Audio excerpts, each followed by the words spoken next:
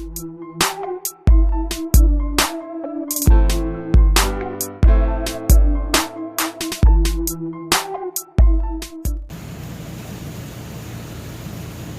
what's up everybody? It's Butch from Southeast Cichlids. Today I'm going to show you the 300-gallon aquarium here in the shop. I've changed it up a little bit since the last time I showed it to you. I believe the last time it had the Petra Reds in it. This is a group of wild-caught Frontosa Timbwe Zaire Blue.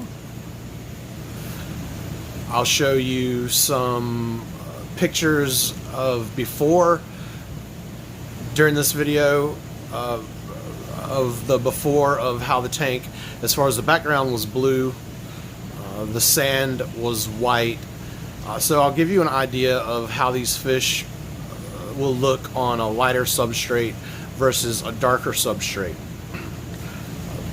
I personally prefer a darker substrate. These fish are deep water, so I really feel like the darker the environment, the better their blues will show, versus on a white substrate with a lot of light that tends to wash them out to where they look more white than they do blue. And I prefer the nice deep blue look. So let's go take a closer look at the group.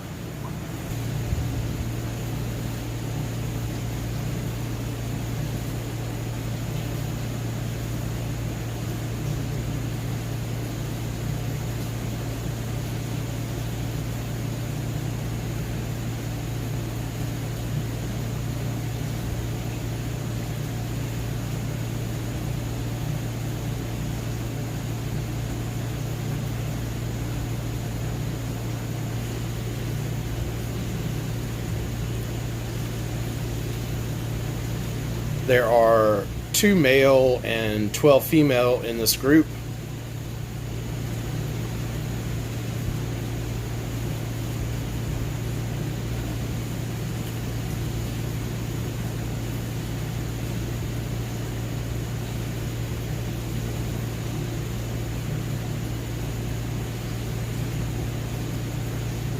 And you can see how nice and blue that they are, versus kind of how washed out they are on the white sand.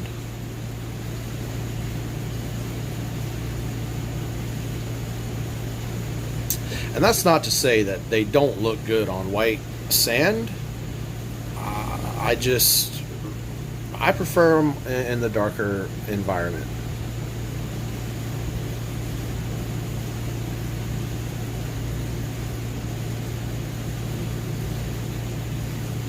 And like I said, you can see the tank was painted blue. We stripped it off and blacked it out. I usually like the more natural look for my tanks, you know, as far as substrate and decorations. And although there's not black sand in the lake, in Lake Tanganyika, to get the look that I was going for, I had to do black sand, which is not the most natural looking substrate, but if you're trying to achieve color transformation in a fish, whether it's albino peacocks look really good on black substrate, or your Frontosa, so it's a really dark environment. It's one of the big males there.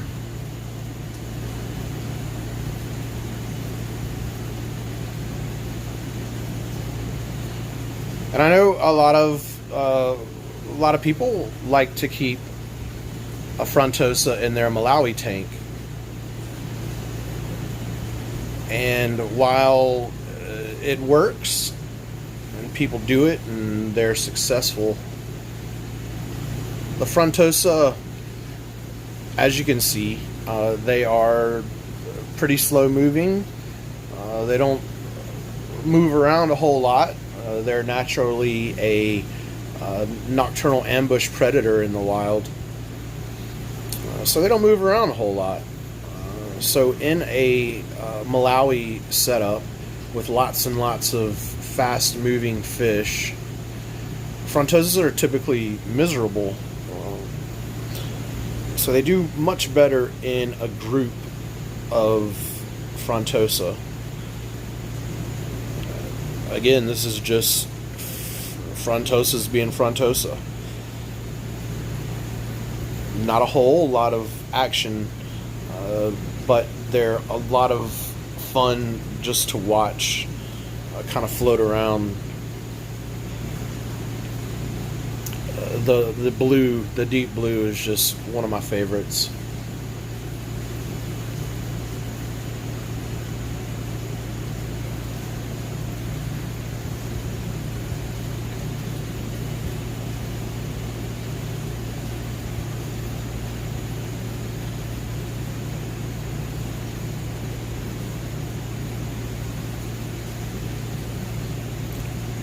Frontosa are best kept in groups, as I was saying, and I wouldn't do anything smaller than a 125 gallon 6-foot tank for a group of 8 or 10. This is an 8-foot 300 gallon, and there are 2 male, 12 female.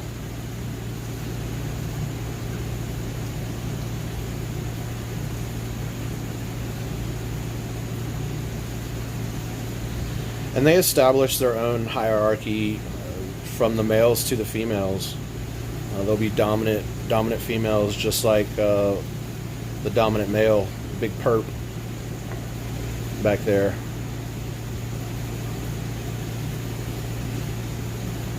All the rocks are universal rocks. It's just the one of their big feature rocks there in the back. Didn't want to go with a background because my personal taste for these fish is blacked out for the most part.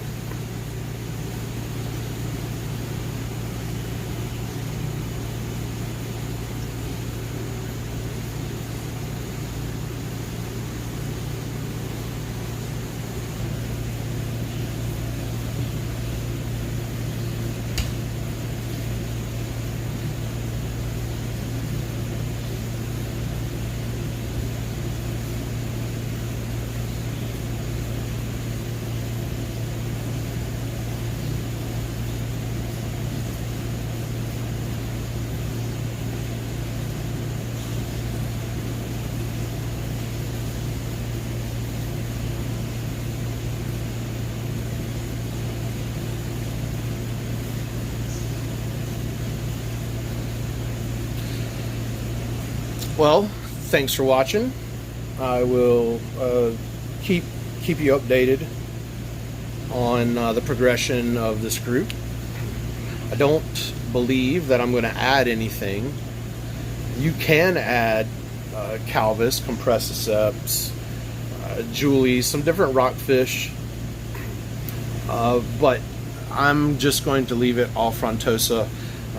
These fish get magnificent long fins and trailers, so keeping other fish with them, their fins won't get as nice and long.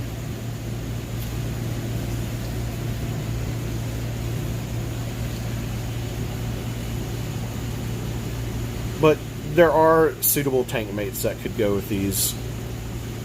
Just don't mix them with Malawi. I mean, you can, but the Frontosa will like you a lot more if you kept them in a group of other Frontosa, so they could just Frontosa.